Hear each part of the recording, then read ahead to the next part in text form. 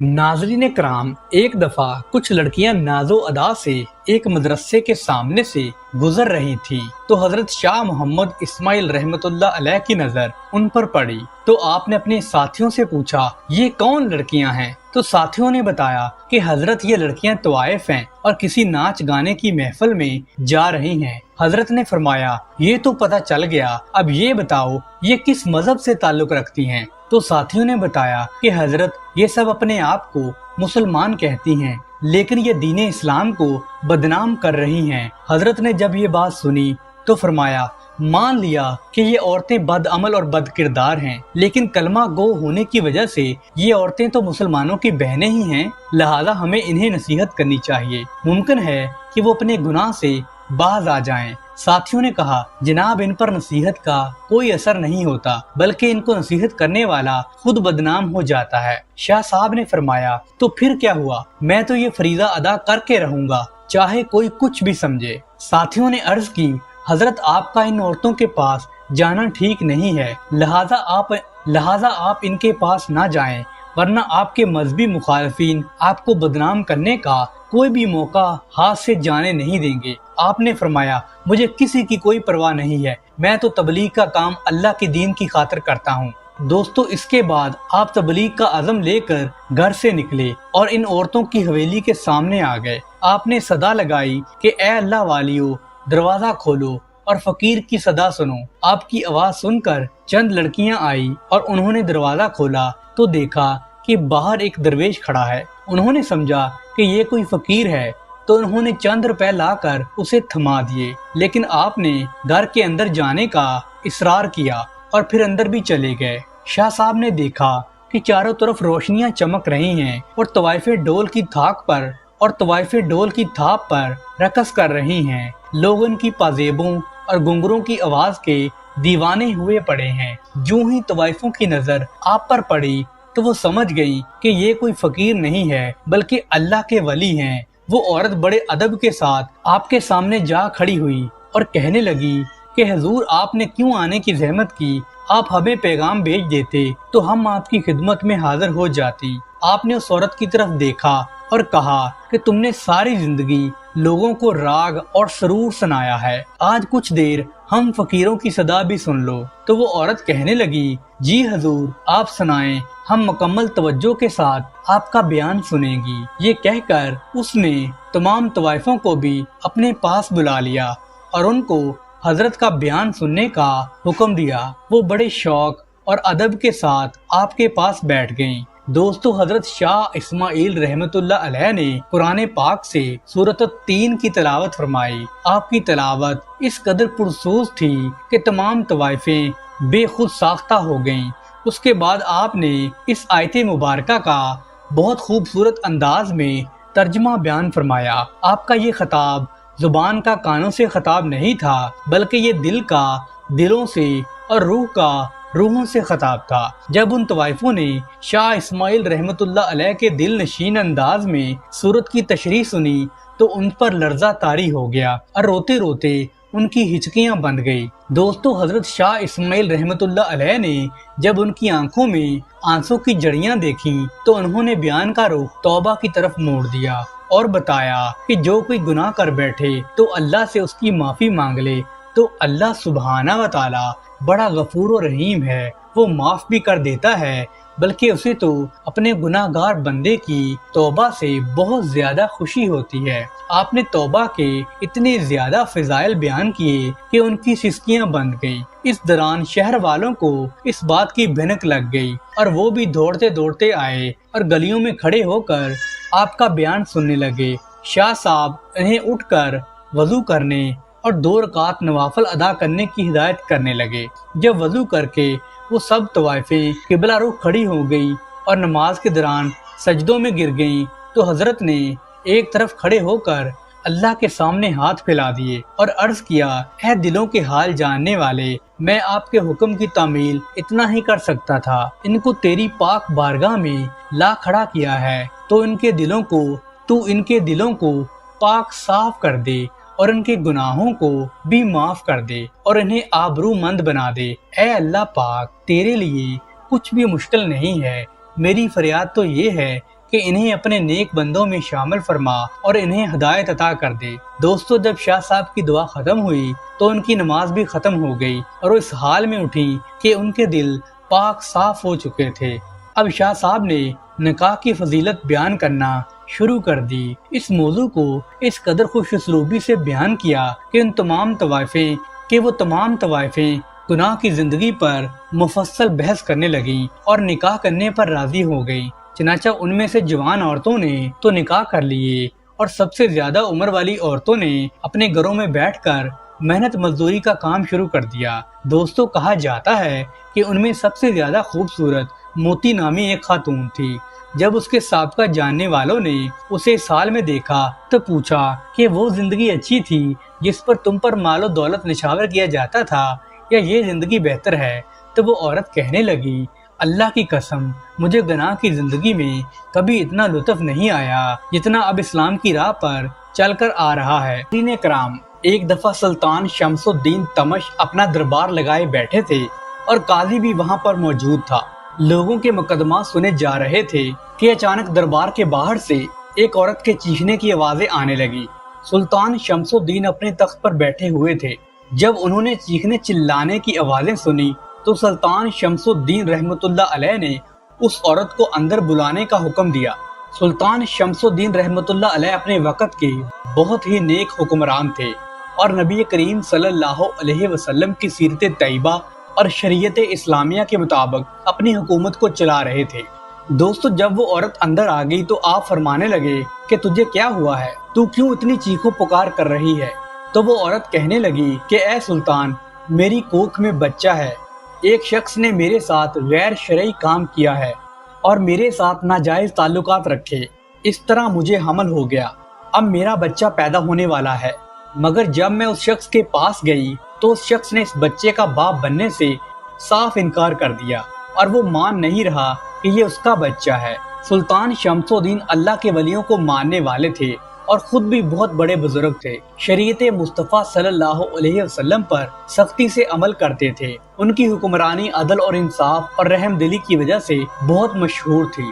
دوستو، آپ بہت زیادہ جلال میں آ گئے اور فرمانے لگے کہ میرے ہوتے ہوئے کوئی شخص ایسا غلیظ کام کرے مجھے گوارا نہیں۔ اے عورت، تو مجھے اس شخص کا نام بتا، میں اس شخص کی ابھی گردن اڑا دوں گا۔ تو پھر وہ مکار عورت رونے لگی اور کہنے لگی کہ اے سلطان، آپ سن نہیں پائیں گے، آپ کے اندر اتنی ہمت اور سخت نہیں ہے کہ آپ اس شخص کو سزا دے پائیں جس نے میرے ساتھ یہ غلیظ کام کیا ہے۔ سلطان شمس الدین رحمۃ اللہ علیہ فرمانے لگے، تو اس شخص کا نام تو بتا، پھر دیکھنا میں اس بندے کا کیا حشر کرتا ہوں۔ اگر میں اس بندے کی گردن نہ اڑا دوں تو پھر کہنا۔ دوستو، جب اس عورت نے اس شخص کا نام لیا تو دربار میں سناٹا چھا گیا۔ اس عورت نے کہا کہ اے سلطان، یہ بچہ خواجہ بختیار کاکی رحمۃ اللہ علیہ کا ہے۔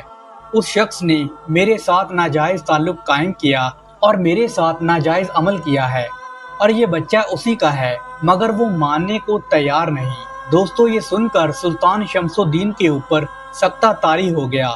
آپ بہت زیادہ غصے میں آ گئے کہ یہ عورت میرے پیر کے بارے میں کیسی بہکی باتیں کر رہی ہے، اور آپ فرمانے لگے کہ میرے پیر کے خلاف ایسی بات کرنے کی تیری ہمت کیسے ہوئی؟ تو وہ عورت کہنے لگی کہ واقعی یہ بچہ بختیار کاکی رحمۃ اللہ علیہ کا ہی ہے۔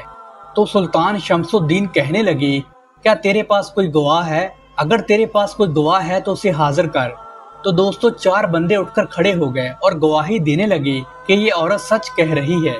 ہم نے خود اس عورت کو بختیار کاکی رحمۃ اللہ علیہ کے ہاں جاتے ہوئے دیکھا ہے اور یہ بچہ اسی کا ہے، لیکن اب وہ مان نہیں رہے۔ سلطان شمس الدین جلال میں آ گئے اور وہ عورت کہنے لگی، بلاؤ بختیار کاکی کو، میں دیکھتی ہوں آپ اسے سزا دیتے ہو کہ نہیں۔ سلطان شمس الدین نے ایک بندے کو بختیار کاکی رحمۃ اللہ علیہ کو بلانے کے لیے بھیجا۔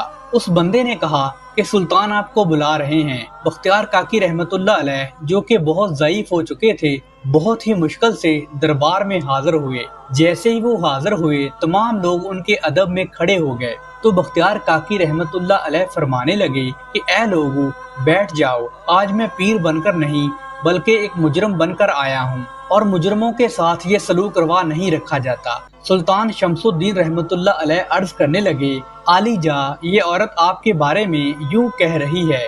تو حضرت خواجہ بختیار کاکی رحمت اللہ علیہ نے اس عورت کی طرف دیکھا اور فرمانے لگے کہ میرا رب جانتا ہے کہ میں نے اس عورت کو پہلے کبھی نہیں دیکھا، میں اس عورت کو نہیں جانتا۔ تب وہ عورت کہنے لگی، اچھا وہ وقت بھول گئے جب لوگوں کو تہجد کے وقت پیغام بھیج کر مجھے اپنے پاس بلایا کرتے تھے اور میرے ساتھ ناجائز کام کرتے تھے۔ اب جب بچہ پیدا ہونے والا ہے تو آپ ماننے کو تیار ہی نہیں۔ یہ دیکھو میرے پاس گواہ بھی موجود ہیں۔ خواجہ بختیار کاکی رحمت اللہ علیہ کے ماتھے پر پریشانی کی وجہ سے پسینہ آ گیا۔ خواجہ بختیار کاکی رحمت اللہ علیہ نے آسمان کی طرف نگاہ اٹھائی اور بارگاہ الہی میں عرض کی، اے مولا، اگر تو اسی حال میں میرے سے راضی ہے تو میں بھی تجھ سے راضی ہوں۔ پھر خواجہ بختیار کاکی رحمت اللہ علیہ نے سلطان سے عرض کی کہ مجھے ایک دن کی مہلت دے دیں، کل دوبارہ دربار لگا لیں اور آپ جو بھی فیصلہ کریں گے مجھے قبول ہوگا۔ دوستو سلطان نے دربار برخاست کر دیا اور آپ کو ایک دن کی مہلت دے دی اور خواجہ بختیار کاکی رحمت اللہ علیہ اپنے گھر آ گئے۔ جب آدھی رات کا وقت ہوا تو بختیار کاکی رحمت اللہ علیہ اٹھ گئے، وضو کیا اور مصلے پر بیٹھ گئے اور اللہ کو یاد کرنا شروع کر دیا۔ اللہ کی بارگاہ میں رو رو کر عرض کرنے لگے کہ اے میرے مولا، بے شک عزت اور ذلت دینے والا تو ہی ہے اور میری عزت تیرے ہی ہاتھ میں ہے۔ اے میرے اللہ، میری مدد فرما۔ اور ساتھ ہی دکھی دل سے اپنے استاد پیر حضرت خواجہ غریب نواز کو بھی یاد کرنے لگے اور روتے روتے ان کی آنکھ لگ گئی۔ ان کے پیر حضرت خواجہ غریب نواز اس وقت حیات تھے۔ آپ کی خواب میں آئے اور کہنے لگے کہ اے بختیار کاکی، گھبرانا نہیں، میرا انتظار کرنا، میں آ رہا ہوں، میں کل صبح دربار پہنچ جاؤں گا، سلطان سے کہنا کہ میرا انتظار کرے۔ دوستو جب صبح ہوئی تو خواجہ غریب نواز دربار میں پہنچ گئے اور آپ نے بختیار کاکی سے پوچھا کہ تم کیوں پریشان ہو؟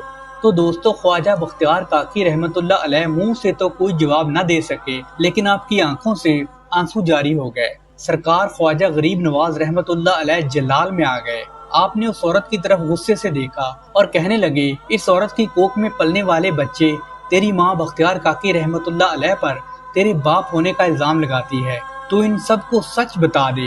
وہ عورت کہنے لگی کہ کیا کبھی پیٹ میں پلنے والا بچہ بھی بولا ہے؟ سرکار غریب نواز رحمت اللہ علیہ نے فرمایا، چپ کر اے بدکار عورت، اللہ چاہے تو سب کچھ ہو سکتا ہے۔ خواجہ غریب نواز رحمت اللہ علیہ کا ارشاد فرمانا تھا کہ اس عورت کے پیٹ سے اتنی صاف آواز آئی کہ سبھی لوگوں نے صاف صاف سنا۔ بچے نے کہا کہ میری ماں کا بیان بالکل غلط ہے اور یہ بڑی بدکار اور جھوٹی عورت ہے۔ بچے نے مزید کہا کہ بختیار کاکی رحمت اللہ علیہ کے دشمنوں نے اس عورت کو یہ سب سکھا کر بھیجا ہے تاکہ آپ کی عزت لوگوں کے سامنے گر جائے۔ دوستو بچے کی یہ بات سن کر وہاں پر موجود سبھی لوگوں کو بہت حیرت ہوئی اور اس عورت نے جھوٹ بولنے اور الزام لگانے کا اعتراف کر لیا۔ سرکار خواجہ غریب نواز رحمت اللہ علیہ نے فرمایا کہ عزت اللہ تعالیٰ کے ہاتھ میں ہوتی ہے۔ یہ کہہ کر انہوں نے بختیار کاکی رحمت اللہ علیہ کا ہاتھ تھاما اور دربار سے باہر جانے لگے تو سلطان شمس الدین رحمت اللہ علیہ ان کے پیچھے بھاگے اور عرض کرنے لگے، علی جا آپ کدھر جا رہے ہیں؟ خواجہ غریب نواز نے فرمایا کہ بختیار کاکی میرا تھا، تمہاری سلطنت میں اسی لیے بھیجا تھا کہ لوگ ان سے فیض حاصل کر سکیں اور ان کی عزت کریں، لیکن یہ تیرے بس کی بات نہیں ہے، اسی لیے آج میں انہیں واپس اجمیر لے کر جا رہا ہوں۔ دوستو سلطان نے التجا کی کہ علی جا انہیں ادھر ہی رہنے دیں۔ یہ سن کر خواجہ غریب نواز رحمت اللہ علیہ مان گئے اور بختیار کاکی سے فرمایا، اب تو ان کے پاس رک جا، اب انشاءاللہ قیامت تک کوئی بھی تیری طرف آنکھ اٹھا کر نہیں دیکھے گا۔ دوستو ایک رات حضرت خواجہ معین الدین چشتی رحمت اللہ علیہ کے پیر و مرشد حضرت خواجہ عثمان ہرونی رحمت اللہ علیہ کے مرید اور خلیفہ حضرت سید عرب نے ایک خواب دیکھا۔ نیند میں انہیں ایک بزرگ سفید لباس پہنے ہوئے، ہاتھوں میں ایک لمبی تسبیح لیے ہوئے انتہائی رسیلے لہجے میں کہہ رہا تھا کہ سید عرب، تمہارا ارادہ نیک اور تمہارا عزم ٹھیک ہے، تم فوری طور پر ہندوستان چلے جاؤ۔ دوستو دراصل حضرت سید عرب کئی روز سے ہی سوچ رہے تھے کہ اگرچہ یہاں بخارا میں تجارت کا سلسلہ جاری ہے، لیکن کیوں نہ ہندوستان جا کر وہاں کے حالات اور کاروبار کا جائزہ لے کر اس کی تجارتی منڈیوں سے رابطے قائم کیے جائیں اور یوں بخارا اور ہندوستان کے مابین درآمد اور برآمد کا سلسلہ شروع کیا جا سکے۔ دوستو سید عرب نے ہندوستان کی جانب سفر کا عزم کیا تو اپنے حقیقی چچا زاد بھائی حضرت سید علی بخاری کو بھی ساتھ لے لیا۔ دونوں رشتہ دار بھی تھے اور بہت گہرے دوست بھی تھے۔ مزید دونوں کی یہ کاوش ہوتی تھی کہ کاروبار اور ذریعہ روزگار میں بھی وہ دونوں مل کے کام کریں اور ایک ہی جگہ بلکہ اکٹھے ہی رہیں۔ دوستو، چنانچہ حضرت سید عرب اپنے بھائی حضرت سید علی بخاری کے ہمراہ اپنے ارادے کی تکمیل کرنے اور خواب کی تعبیر پانے کے لیے بخارا سے ہندوستان پہنچے تو سب سے پہلے آپ نے لاہور میں قیام فرمایا۔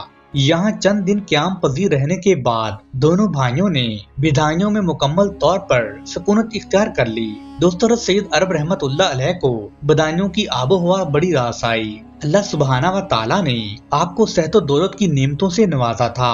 روحانی طور پر آپ پہلے ہی حضرت خواجہ عثمان ہرونی رحمت اللہ علیہ سے فیضیاب ہو چکے تھے۔ یہی وجہ تھی کہ کاروبار کے ساتھ ساتھ ذکر و اذکار میں بھی مصروف رہتے تھے۔ ایک چھوٹا سا قرآن پاک کا نسخہ ہر وقت آپ کی سینے والی جیب میں ہوتا تھا۔ جب فارغ وقت ملتا تھا تو آپ اللہ سبحانہ و تعالیٰ کی تلاوت اور عبادت میں مصروف ہو جاتے تھے۔ دوستو، حضرت سید عرب رحمت اللہ علیہ کو اللہ پاک نے بڑی نیک اور صالح اولاد سے نوازا تھا۔ آپ کے 2 بیٹے اور 1 بیٹی تھی۔ ایک بیٹا حضرت خواجہ عبداللہ رحمت اللہ علیہ جبکہ دوسرا بیٹا خواجہ سید محمود رحمت اللہ علیہ تھا۔ اور اکلوتی بیٹی کا نام بی بی زلیخا رحمت اللہ علیہ تھا۔ وہ اس قدر پرہیزگار، عبادت گزار اور اطاعت شعار تھیں کہ انہیں زمانے کی رابعہ بصری بھی کہا جا سکتا تھا۔ دوستو، حضرت سید عرب رحمت اللہ علیہ کا کاروبار یہاں ہندوستان میں خوب پھلا پھیلا۔ آپ کا شمار امیر ترین لوگوں میں ہوتا تھا۔ اللہ سبحانہ و تعالیٰ نے زمانہ کی ہر آسائش آپ کو دی ہوئی تھی، مگر آپ ایک انتہائی عاجز انسان تھے۔ اللہ سبحانہ و تعالیٰ کی دی ہوئی دولت سے غریبوں، مسکینوں اور محتاجوں کی مدد کیا کرتے تھے اور ہر ماہ حمد و نعت کی محفل برپا کرتے تھے، جس میں تلاوت، حمد، نعت اور ذکر کے ساتھ ساتھ درود پاک کا ورد کیا جاتا تھا اور بعد میں لنگر عام بھی ہوتا تھا۔ دوستو، حضرت سید عرب کی صاحبزادی حضرت زلیخا بی بی رحمت اللہ علیہ عورتوں کی محفل منعقد کیا کرتی تھیں۔ دوستو، حضرت زلیخا بی بی رحمت اللہ علیہ بہت اچھی خطیب بھی تھیں۔ آپ عورتوں کو اسلام کے بنیادی مسائل سمجھانے کے ساتھ ساتھ اللہ سبحانہ و تعالیٰ اور نبی کریم صلی اللہ علیہ وسلم کی محبت پیدا کرنے پر زور دیتی تھیں۔ آپ دوسری عورتوں کے دکھ درد میں برابر میں شریک ہوتی تھیں۔ اور پھر جب وقت کا پنچھی پرواز کرتے کرتے ایک خاص بلندی پر پہنچا تو حضرت سید عرب رحمت اللہ علیہ نے اپنی ہونہار اور پرہیزگار بیٹی حضرت زلیخا بی بی رحمت اللہ علیہ کی شادی اپنے چچا زاد بھائی حضرت سید علی بخاری رحمت اللہ علیہ کے صاحبزادے حضرت سید احمد بخاری رحمت اللہ علیہ سے کر دی۔ دوستو، 615 ہجری میں بیٹی کی شادی کے 1 سال کے بعد ہی 616 ہجری میں حضرت سید عرب اس جہان فانی سے کوچ فرما گئے۔ اگرچہ دوستو، حضرت زلیخا بی بی نے اپنے امیر کبیر والد محترم کے گھر انتہائی ناز و نعم میں پرورش پائی تھی، مگر آپ کے مزاج میں انتہائی انکساری اور عاجزی پائی جاتی تھی۔ اس لیے آپ نے اپنے میاں حضرت سید احمد بخاری کے گھر تنگی کے حالات میں بڑی ہنسی خوشی گزارا کیا۔ جب بھی آپ کے شوہر سید احمد بخاری آپ سے یہ کہتے کہ میں اتنا کبیر نہیں ہوں جتنے آپ کے والد محترم تھے، میں تو انتہائی غریب انسان ہوں، 2 وقت کی روٹی مشکل سے پوری کر سکتا ہوں اور تمہیں وہ آسائشیں نہیں دے سکتا جو تمہیں اپنے والد کے گھر میں ملتی تھیں، اس کا مجھے بے حد افسوس ہے۔ تو حضرت بی بی زلیخا فرماتی تھیں کہ ایک مسلمان اور پاک باز عورت کی سب سے بڑی خوشی اور آسائش تو یہی ہے کہ اس کا شوہر اس سے راضی ہو۔ اگر آپ مجھ سے راضی ہیں تو میں بھی یہاں پہ ہر طرح سے خوش ہوں۔ اور پھر حضرت سید احمد بخاری اپنی اہلیہ سے فرماتے تھے کہ میں تو دل و جان سے تم سے خوش ہوں، تم جیسی نیک سیرت بیوی تو لاکھوں میں کسی کو ملتی ہے۔ یہ میری خوش بختی ہے کہ تم میری گھر والی ہو اور میرا فخر ہو اور میرا مان ہو۔ دوستو، حضرت سید احمد بخاری رحمت اللہ علیہ اگرچہ مالی طور پر غریب تھے مگر روحانی طور پر مالا مال تھے۔ آپ نے فقہ، حدیث اور قرآن مجید کی تعلیم حاصل کر رکھی تھی اور مفتی کا کورس بھی مکمل کیا ہوا تھا۔ آپ کو سرو و نحو پر مکمل عبور حاصل تھا۔ زہد و تقوی میں آپ ایک اعلیٰ مقام رکھتے تھے۔ دوستو، حضرت سید احمد بخاری کے علم و فضل اور زہد و تقوی کی شہرت پھیلتے پھیلتے جب بادشاہ وقت سید سلطان شمس الدین تمش تک پہنچی تو اس نے فوری طور پر آپ کو بدایوں کے عہدے پر تعینات کر دیا۔ اس نے حضرت سید احمد بخاری سے معذرت خوانا انداز میں کہا کہ مجھے کافی دیر سے یہ خبر ملی ہے کہ بدایوں میں آپ جیسا عالم، فاضل اور صاحب کردار و گفتار آدمی موجود ہے۔ آپ ازراہ صد، لطف و کرم، قاضی کا عہدہ قبول فرما لیجئے اور اسلامی سلطنت کے استحکام میں میرا ہاتھ بٹائیے۔ اور میں پورے وثوق کے ساتھ کہتا ہوں کہ آپ اس مقدس و محترم عہدے کو عمرہ کی سفارشوں اور روسا کے تقاضوں سے محفوظ و مامون اور پاک صاف رکھیں گے تاکہ روز محشر ہم دونوں بارگاہ الہی میں سرخرو ہو سکیں۔ اور یہ صرف ہم دونوں کا امتحان ہے، اگر ہم اس امتحان میں کامیاب ہو گئے تو دین و دنیا کی کامرانی ہمارے نام ہوگی، اور اس میں ناکام ہوئے تو کوئی بھی ہمیں اچھے نام سے یاد نہیں کرے گا، اور آخرت میں جو ہوگا وہ تو اللہ تعالیٰ کی ذات ہی بہتر جانتی ہے۔ دوستو، سید احمد بخاری نے فرمایا کہ میں اللہ سبحانہ و تعالیٰ سے دعا گو ہوں کہ وہ مجھے اتنی طاقت اور ہمت دے کہ میں اپنی تمام ذمہ داریوں کو تمام دنیاوی علائشوں سے پاک رکھتے ہوئے پورا کروں۔ میں کسی کی کوئی سفارش اور دباؤ قبول نہیں کروں گا، اور میری یہ کوشش اور کاوش ہوگی کہ کسی تمیز بندہ و آقا کے بغیر انصاف کے تمام تقاضے پورے کروں، مظلوم کی دادرسی کروں اور ظالم کو اس کے ظلم کی کڑی سزا دوں۔ اور دوستو، پھر وہی ہوتا رہا جس کا عہد حضرت سید احمد بخاری نے کیا تھا۔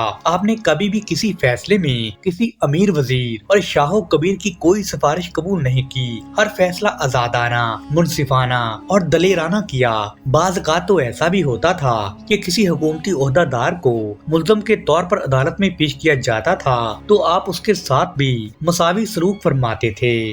دوستو، ایک مرتبہ کچھ یوں ہوا کہ کچھ حکومتی کرندوں اور شاہی وزیروں نے بادشاہ وقت سید سلطان شمس الدین تمش سے شکایت کی کہ جناب عالی قاضی سید احمد بخاری عمرہ اور وزراء کی حیثیت و مرتبہ کے مطابق انہیں عزت و وقت نہیں دیتے، اور دربار میں ان کے ساتھ وہی سلوک کرتے ہیں جو کہ ایک عام آدمی کے ساتھ کیا جاتا ہے۔ دوستو، یہ سنتے ہی سلطان شمس الدین شمس نے شکایت کرنے والوں کو ڈانٹ دیا اور کہا کہ سید احمد بخاری جیسا قاضی تو ڈھونڈنے سے نہیں ملتا، وہ صاحب کردار آدمی ہیں، وہ اپنا فرض انتہائی دیانتداری اور انصاف کے تمام تر تقاضوں کے باوجود پورا کرتے ہیں۔ اگر مجھے یہ اطلاع دی جاتی کہ وہ عمرہ اور وزراء کی سفارش قبول کرتے ہیں اور ان کے احترام میں کھڑا ہو جاتا ہے اور دوسروں سے زیادہ ان کو وقت دیتا ہے تو پھر میں اس کی گرفت کرتا اور اسے عہدے سے فوری طور پر ہٹا دیتا۔ یہ جو باتیں آپ لوگ کر رہے ہیں یہ تو انصاف پسندی کا واضح ثبوت ہے۔ آپ لوگ سمجھ رہے ہیں کہ آپ اس کی شکایت کر رہے ہیں، حالانکہ آپ تو اس کے کردار کی پاکیزگی کی گواہی دے رہے ہیں، اور میرے دل میں تو اس کی قدر اور بھی بڑھ گئی ہے۔ آئندہ کوئی بھی آدمی میرے پاس اس کی شکایت لانے کی جسارت نہ کرے، ورنہ اس کے خلاف پہلا مدعی میں خود ہوں گا۔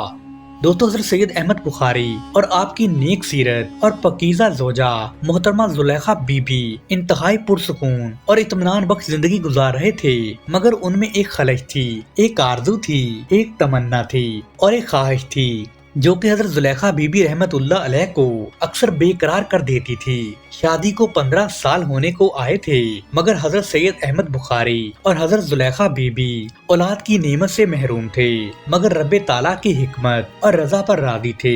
دونوں یک زبان ہو کر ایک دوسرے سے کہتے تھے کہ ہم اداس تو ضرور ہیں، مگر ہم رب رحمان و کریم کی رحمت سے مایوس نہیں ہیں۔ اللہ سبحانہ و تعالیٰ نے چاہا تو وہ دن دور نہیں جب ہم اولاد کی نعمت سے نوازے جائیں گے، اور اس میں کوئی نہ کوئی بہتری ضرور شامل ہے۔ تاہم حضرت سید احمد بخاری رات کے آخری لمحات میں اللہ سبحانہ و تعالیٰ کے حضور گڑ گڑا کر یہ دعا مانگا کرتے تھے کہ اے باری تعالیٰ، اے نعمتوں کے بانٹنے والے، اے عطا پر عطا کرنے والے، جس طرح تو نے حضرت زکریا علیہ السلام کو بڑھاپے میں جبکہ وہ اولاد کے قابل بھی نہیں تھے بیٹا عطا فرما دیا تھا، تو ہمیں بھی اس نعمت سے سرفراز فرما۔ اے میرے رب، مجھے تنہا نہ چھوڑ کہ تو بہترین وارث ہے، اور میرا دامن مراد بھر دے، میرے گناہوں کی طرف نظر نہ کر، اپنی عنایت اور کرم کی بارش فرما دے اور میری اہلیہ کی گود ہری کر دے۔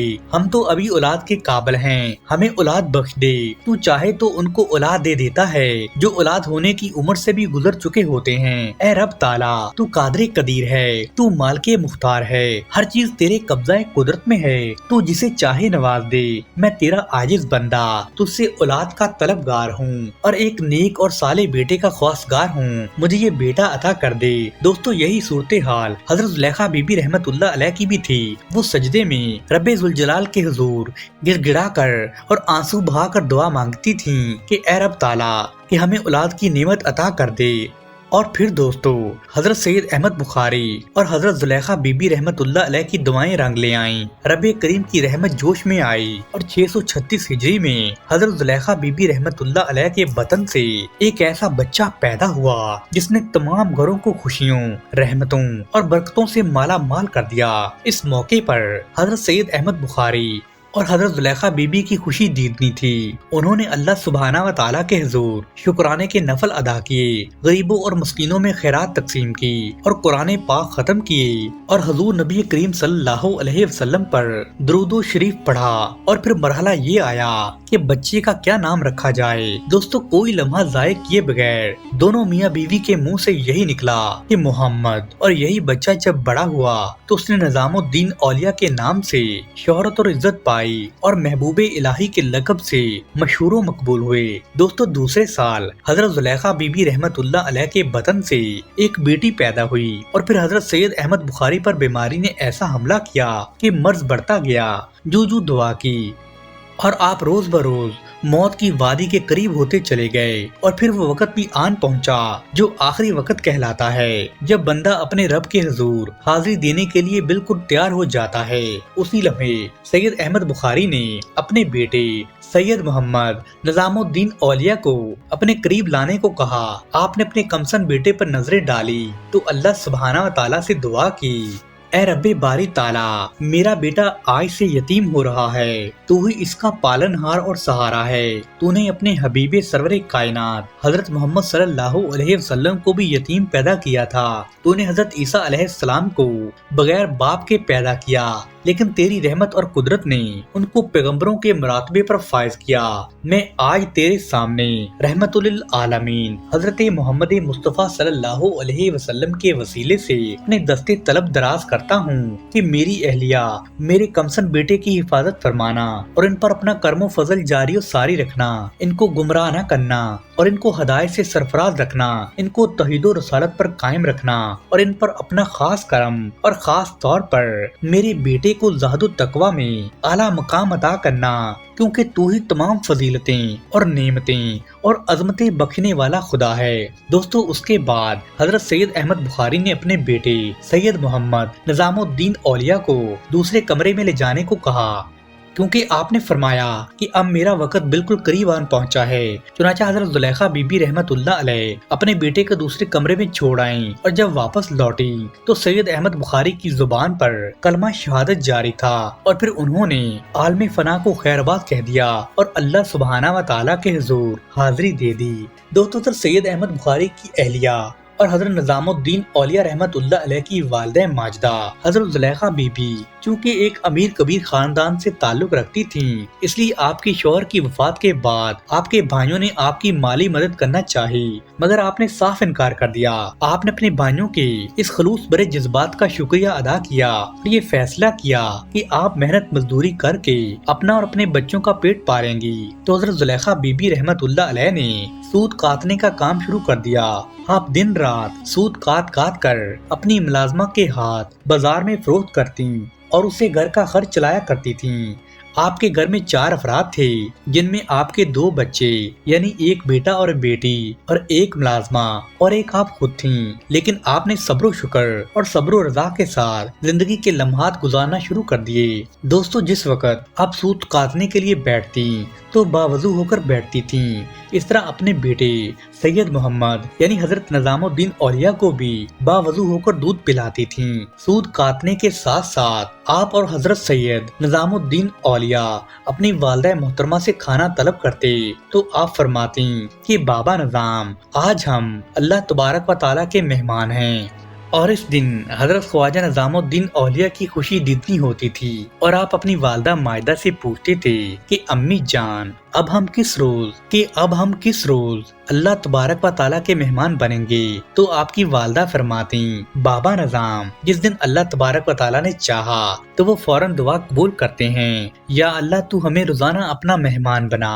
سبحان اللہ۔ दोस्तों, बाबा फरीदुद्दीन गंज शकर रहमतुल्लाह अलैह को बचपन में मिठाई और शीरनी और शक्कर वगैरह बहुत ज्यादा पसंद थी। आप मीठी चीजों को बड़े शौक से खाते थे।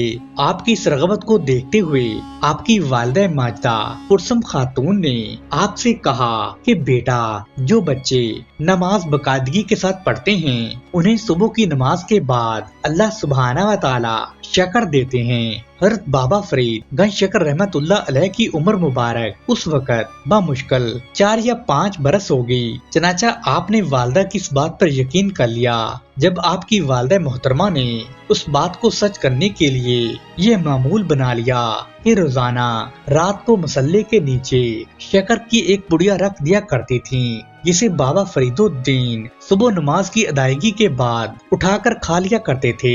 दोस्तों, मुसल्ले के नीचे शक्कर की पुड़िया रखने का ये सिलसिला एक अरसा तक बड़ी बाकायदगी से जारी रहा और फिर एक रोज ऐसा हुआ कि हज़रत बाबा फरीदुद्दीन गंज शकर रहमतुल्लाह अलैह की वालिदा मोहतरमा मुसल्ले के नीचे शक्कर की पुड़िया रखना भूल गयीं और जब शाम को उन्हें याद आया तो उन्होंने अपने बेटे को अपने पास बुलाया और पूछने लगी कि बेटा फरीद, क्या तुम्हें आज सुबह की नमाज के बाद शक्कर की पुड़िया मिली थी? तब बाबा फरीदुद्दीन गंज शकर रहमतुल्लाह अलैह फरमाने लगे, जी अम्मा जान, आज भी मुझे रोजाना की तरह मसल्ले के नीचे से शक्कर मिली थी, मगर खुदा बेहतर जानता है कि आज वाली शक्कर में ऐसी खास लज्जत और मिठास थी जो आज तक मुझे पहले कभी महसूस नहीं हुई। मेरा मुंह भी अभी तक इस मिठास को महसूस कर रहा है। आज तो अल्लाह मियाँ ने कोई खास शक्कर ही मेरे लिए भेजी थी। कल अगर ऐसी शक्कर मिली तो मैं आपको भी चखाऊंगा। यकीनन आपने भी ऐसी शक्कर कभी नहीं खाई होगी।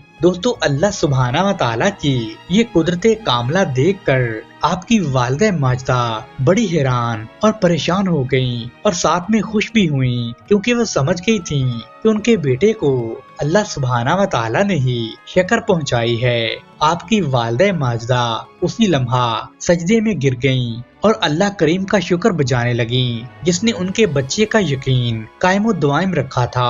आपकी वालिदा माजिदा ने अपने बेटे के लिए ढेरों दुआएं मांगी और खास तौर पर ये दुआ मांगी कि ए रब्बे करीम, उनके बेटे को शीरी सुखन बनाए। उनकी इस दुआ को कबूलियत की सनद अता हुई और रब्बुल इज्जत ने हज़रत बाबा फरीदुद्दीन की जुबान और बयान में ऐसी मिठास डाली कि जो कोई भी आपकी बात सुनता था उसका दिल चाहता था कि वो आपके पास ही बैठा रहे और सारा दिन आपकी बातें सुनता रहे।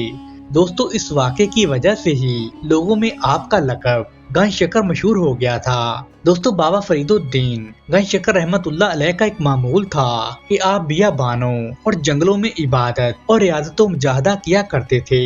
कई माह तक आप वहाँ रहते थे और सब्र शुक्र की छतरी के साए में तवक्कुल कनात की कुर्सी पर बैठकर अल्लाह सुब्हाना व तआला की याद में हमेशा मसरूफ व मशगूल रहते थे। दोस्तों, एक दफा आपका कस्बा रवाड़ी से मुसल गुड़गांवा के इलाके में दूर एक बियाबान में बसेरा किए हुए थे। दोपहर का वक्त था, चिलचिलाती धूप थी और सख्त गर्मी का मौसम था। आपको बड़ी प्यास महसूस हुई जो कि आपकी कुव्वते बर्दाश्त से बाहर हो रही थी। आपने चारों जानब पानी तलाश किया मगर आपको पानी नहीं मिला। जब आप वापस लौटने ही वाले थे कि अचानक आपको दूर एक छोटा सा कुआं नजर आया। आप दौड़ते हुए उस कुएं के पास पहुंचे ताकि पानी पीकर अपनी प्यास बुझा सकें, मगर उस कुएं में ना तो कोई डोल था और ना ही कोई रस्सी थी जिसे खींचकर कुएं के पानी को ऊपर लाया जा सके। दोस्तों, आप रहमतुल्लाह अलैह ने सोचा कि डोल और रस्सी के बगैर पानी कैसे ऊपर आ सकता है। आप मायूस होकर वहां कुएं के पास ही बैठ गए ताकि कुछ देर के लिए आराम फरमा लें, तो वापस चलें या फिर डोल और रस्सी का कोई इंतजाम करें। आप इसी सोच में थे कि आपने देखा कि यकायक दो जंगली हिरन दौड़ते हुए आए और वो दोनों कुएं के किनारे पर पहुंचे। उन्होंने कुएं में झांका और फिर आसमान की तरफ देखा। उसके बाद جب انہوں نے اپنے اپنے منہ نیچے کیے تو اتنی دیر میں کنویں کا پانی اللہ سبحانہ و تعالیٰ کی قدرت سے اچھل کر کناروں تک پہنچ چکا تھا۔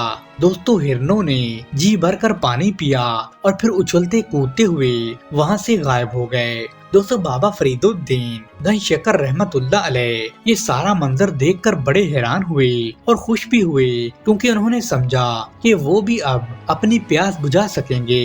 مگر جیسے ہی وہ کنویں کے پاس پہنچے تو انہوں نے دیکھا کہ کنویں کا پانی اچانک سے نیچے اتر گیا۔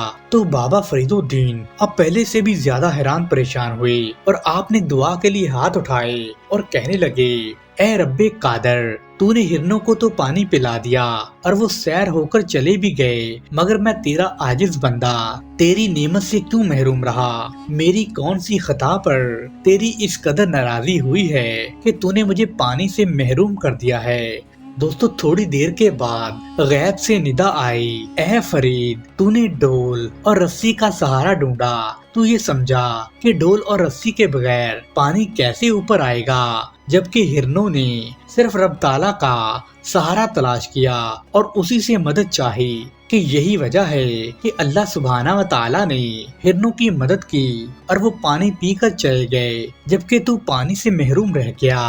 دوستو کہا جاتا ہے کہ بابا فرید الدین یہ ندائے غیب سن کر بڑے پشیماں ہوئے اور اسی لمحے وہاں سے چل دیے۔ بیابان میں آپ اپنی جگہ پر پہنچے اور دوبارہ سے عبادت میں مصروف ہو گئے اور اللہ سبحانہ و تعالیٰ سے توبہ استغفار کرنے لگے۔ اس عرصہ میں آپ کو پانی کا ایک قطرہ تک بھی میسر نہیں آیا۔ ایک روز شدت پیاس اور قلت خوراک سے خاک کی ایک مٹھی منہ میں ڈالی تو وہ فوراً شکر بن گئی۔ آپ نے اسے مزے لے کر کھانا شروع کر دیا تو اسی لمحے غیب سے آواز آئی کہ اے فرید، ہم نے تیری ریاضت قبول کی ہے اور تیری توبہ کو بھی قبول فرمایا ہے اور تیرے درجات بلند کیے ہیں، تجھے شیریں سخن بنایا ہے اور گنج شکر کا لقب عطا کیا ہے۔ دوستو اس دن سے حضرت بابا فرید الدین رحمت اللہ علیہ کو لوگوں نے گنج شکر کہنا شروع کر دیا۔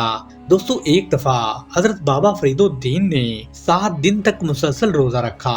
7ویں دن افطار کے بعد آپ اپنی قیام گاہ سے اپنے مرشد خاص حضرت خواجہ قطب الدین بختیار کاکی رحمت اللہ علیہ کے پاس جا رہے تھے تاکہ ان کے ساتھ مل کر روزہ افطار کریں۔ رستے میں ایک کیچڑ والی جگہ تھی اور اس کی وجہ سے پھسلن پیدا ہو گئی تھی، تو حضرت بابا فرید الدین جب وہاں سے گزرنے لگے تو آپ کا پاؤں کیچڑ میں پھسل گیا، جس کی وجہ سے آپ وہاں پر گر پڑے۔ اس طرح آپ کیچڑ میں لت پت ہو گئے تھے اور آپ کے منہ میں بھی تھوڑی سی کیچڑ چلی گئی تھی، مگر اللہ سبحانہ و تعالیٰ کی قدرت سے وہ کیچڑ انتہائی میٹھی شکر میں تبدیل ہو گئی۔ دوستو اس واقعے کی نسبت سے بھی آپ رحمت اللہ علیہ کو گنج شکر کے نام سے پکارا جاتا ہے۔ دوستو بابا فرید الدین جن دنوں اجودن کے قصبہ میں قیام پذیر تھے تو وہاں سے ایک سوداگر اپنے دوسرے سوداگر ساتھیوں کے ساتھ گزرا۔ یہ سوداگر اونٹوں پر شکر کے بورے لاد کر بیچنے کے لیے دلی جا رہے تھے۔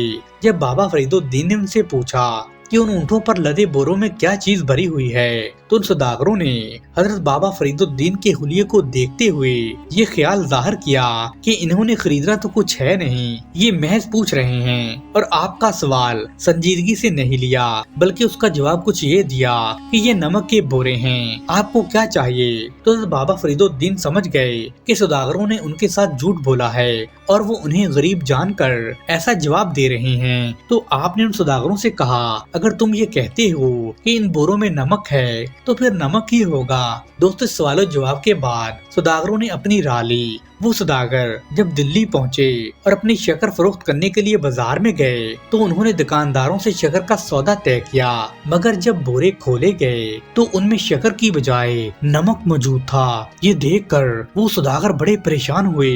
اب انہیں حضرت بابا فرید الدین گنج شکر رحمت اللہ علیہ کا خیال آیا۔ ان سوداگروں میں سے ایک سوداگر نے کہا، مجھے محسوس ہوتا ہے کہ وہ شخص ضرور کوئی ولی اللہ تھے جنہیں ہم نے دھوکہ دیتے ہوئے کہا کہ ان بوروں میں نمک ہے، اور یقیناً یہی وجہ ہے کہ اب یہ شکر نمک میں تبدیل ہو گئی ہے۔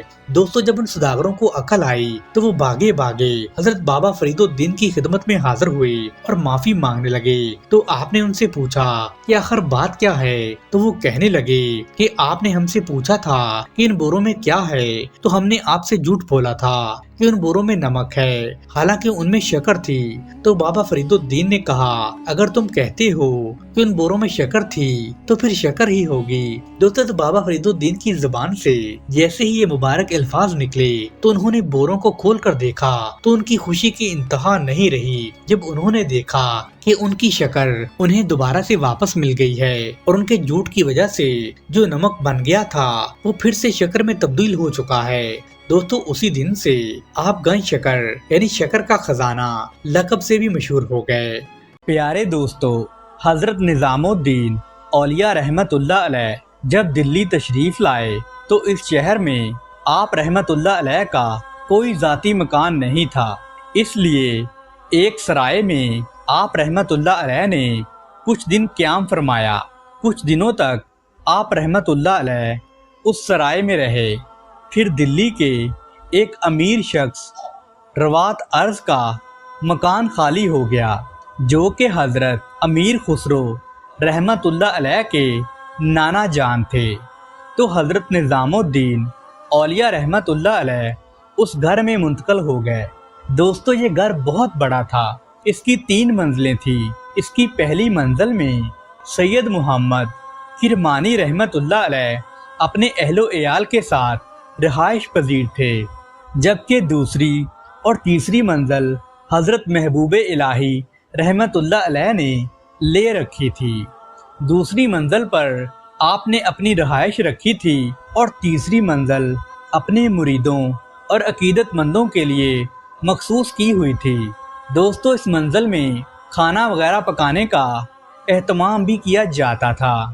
ابھی اس مکان میں رہائش رکھے آپ کو تھوڑی مدت ہی گزری تھی کہ روات ارض کے بیٹے جو کہ اپنی جاگیروں پر گئے ہوئے تھے واپس آ گئے اور اپنا مکان فوری طور پر خالی کر دینے کے لیے کہنے لگے۔ وہ اس مکان میں رہنے والوں کو اتنی مہلت بھی دینے کو تیار نہیں تھے کہ وہ اپنے لیے کوئی دوسرا مکان تلاش کر سکیں، چونکہ وہ جاگیردار آدمی تھے اور حکومت میں بھی ان کا اثر و رسوخ تھا، اس لیے کوئی بھی بات سننے کے لیے وہ تیار ہی نہیں تھے۔ اس کے ساتھ انہوں نے حکومت کے کرندوں کو بھی بلوا لیا اور فوری طور پر مکان خالی کروانے کے لیے مجبور کرنے لگے۔ دوستو اس ساری صورتحال کو دیکھ کر حضرت خواجہ نظام الدین اولیاء رحمت اللہ علیہ نے مجبوراً مکان کو خالی کر دینا ہی مناسب سمجھا اور آپ رحمت اللہ علیہ اسی حالت میں مکان سے باہر نکل آئے کہ آپ کے عقیدت مندوں نے اپنے سروں پر آپ رحمت اللہ علیہ کی کتابیں اٹھائی ہوئی تھی۔ ان عقیدت مندوں میں حضرت سید محمد کرمانی رحمت اللہ علیہ بھی شامل تھے۔ ان کتابوں کے علاوہ گھر میں اور کوئی بھی سامان نہیں تھا۔ مکان سے باہر نکل کر آپ رحمت اللہ علیہ اس چھش و پنج میں پڑ گئے کہ نہ تو اب کوئی ٹھکانہ ہے اور نہ ہی جانے کے لیے کوئی اور جگہ ہے۔ دوستو تھوڑی دور سراج دکاندار کا گھر تھا جس کے سامنے ایک مسجد تھی جسے چھپر والی مسجد کہا جاتا تھا۔ حضرت خواجہ نظام الدین اولیاء رحمت اللہ علیہ نے فرمایا کہ اس وقت تو اور کوئی ٹھکانہ نہیں ہے، یہ اللہ سبحانہ و تعالیٰ کا گھر ہے، تو آئیے دوستو اس گھر میں چلتے ہیں۔ چنانچہ آپ رحمت اللہ علیہ کے عقیدت مندوں نے آپ رحمت اللہ علیہ کی کتابیں اس مسجد کے اندر رکھ دیں اور آپ رحمت اللہ علیہ نے مسجد میں قیام فرمایا۔ آپ کے مخلص عقیدت مند سید محمد کرمانی رحمت اللہ علیہ نے بھی اپنے اہل و عیال کے ساتھ مسجد کی سیڑھیوں پر ہی رات گزار دی۔ پھر اللہ سبحانہ و تعالیٰ کی قدرت دیکھیے کہ روات ارض کے بیٹوں نے اپنی دولت اور اقتدار کے گھمنڈ میں جس بے دردی کے ساتھ حضرت خواجہ نظام الدین اولیاء رحمت اللہ علیہ اور آپ رحمت اللہ علیہ کے عقیدت مندوں کو اپنے گھر سے نکالا تھا، اسی رات اس مکان میں ایک زوردار آگ بھڑک اٹھی۔ آگ پر قابو پانے کی بہت زیادہ کوششیں کی گئیں، لیکن آگ پر قابو نہ پایا جا سکا۔ تھوڑی ہی دیر میں یہ بلند و بالا عمارت جل کر راکھ ہو گئی اور ملبے کا ڈھیر بن گئی۔